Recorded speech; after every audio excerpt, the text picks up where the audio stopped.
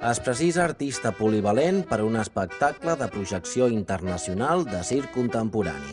Imprescindible aixecar l'aplaudiment de tot tipus de públic. Ja hi tornem a ser. Sembla que ja no quedi ni rastre d'allò que érem.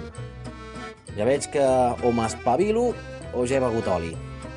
La veritat, ha plogut força des de l'última feina que vaig fer al circ d'en Rodrigo. Gaudia d'allò més, amb el meu número predilecte, el domador de puces.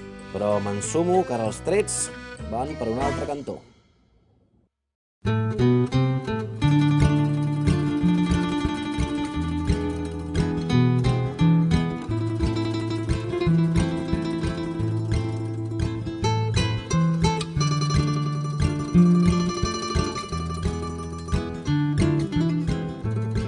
Em va agafar en un moment en el que una mica de desengelament, no vaig entrar a la facultat que volia, aquestes coses de la nota de tall, i no te n'adones i fas una classe, t'agrada, veus que tens facilitat, i al final deixo de treballar, deixo d'estudiar qualsevol tonteria que no em venia de gust i em dedico al circ.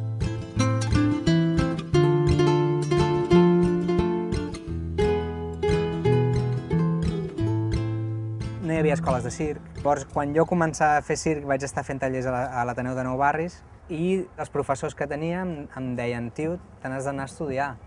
I necessitava una escola i me'n vaig haver d'anar al Brasil. Ho havia de fer, vull dir, deixes nòvia, deixes tot el que calgui i te'n vas.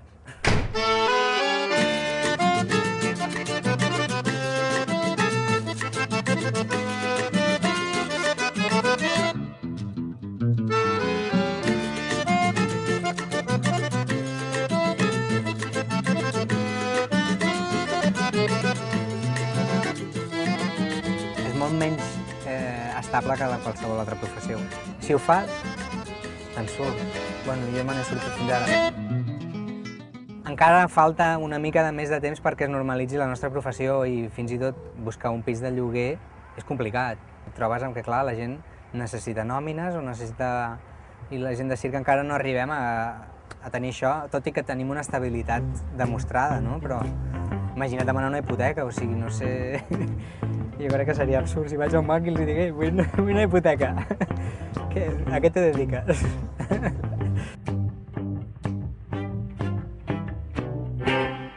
L'ai del públic no està directament relacionat amb el risc real. Coses com ara una relliscada de cap per avall, la gent creu que és el més perillós que fas i potser no ho és. Avui en dia intentem transmetre alguna més que un truc tècnic, no? Fem passar una bona estona, que en els dies que corren ja és molt. Oblidar-te una mica de l'oficina o del jefe o de que no tens diners perquè els estem regalant un espectacle.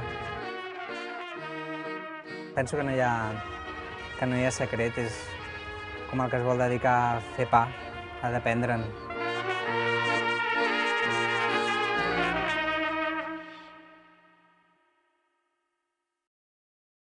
S'han acabat els vells temps. Des que he tornat a casa que tothom demana emocionar. Ara el circ és poesia visual. Ara el circ és un espectacle que pretén omplir, que pretén transmetre. M'he de posar les piles ja. He d'aprendre a fer algun número com els que fan ara.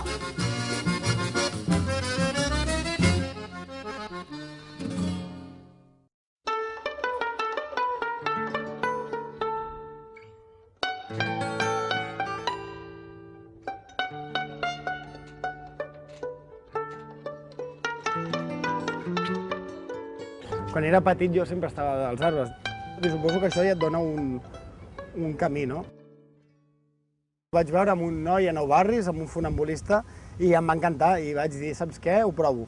I bueno, a la finestra de casa, em vaig posar llit a sota per si en cas, una escombra a cada mà, i vaig començar així.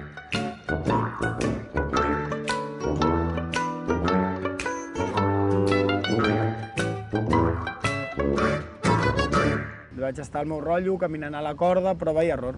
És un procés molt lent que no aconsello, la veritat, ara me n'he donat amb el temps de dir, hòstia, hi ha escoles i hi ha professors, però vaig veure que s'ha de compaginar la doble cara.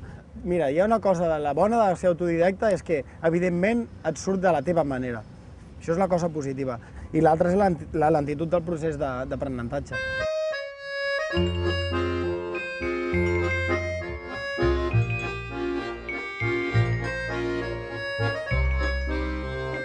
Ja des de la primera vegada vaig posar un peu a la corda, em fa 12 o 13 anys ja ben bon, sí.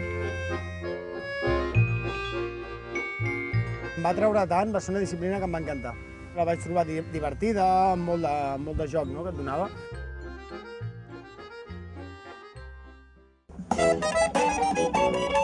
Vaig aprendre molt del carrer. Vas veient el que la gent li agrada i el que no. El tema de l'energia que li has de donar perquè la gent doncs, es quedi captivada.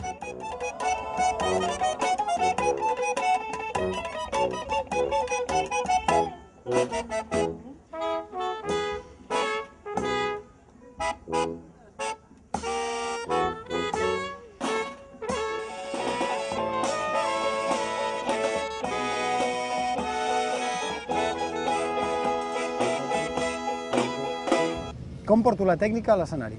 Hi ha dues parts. La primera és, la tècnica és que aguantar-se i els trucos, que diríem, i l'altra és com ho vesteixo. Tot això t'obre un món imaginari bastant maco. És un dels grans atractius que té, des del meu punt de vista, vaja, al circ. I com a artista també et dona un somni, un ofici, una passió, reconeixement, per almenys de la família, que al principi deia no em vas fent aquestes coses, i ara ja em diuen molt bé, nen, molt bé. O sigui, la part d'educació en circ és brutal perquè els hi dona seguretat, els meravella, els motiva. Vaig estar tot un mes a Bombai anant d'orfenat en orfenat, doncs jugant amb els crios, amb la meva corda, amb les meves pilotetes als globus, ells em van donar moltíssim i jo els hi vaig donar el que jo vaig poder, diguem-ho així. I vaig molt feliç, la veritat. Si vols veure circ, cada setmana pots trobar-te alguna cosa. El circ està pujant, s'està respectant, està la gent agradant i fins i tot s'està demanant.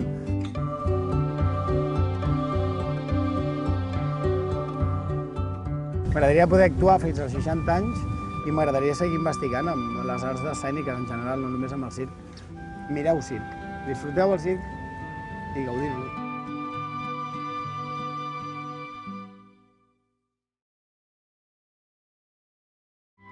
I m'agradaria seguir investigant amb les arts escèniques en general, no només amb el circ. Mireu circ, disfruteu el circ i gaudiu-lo.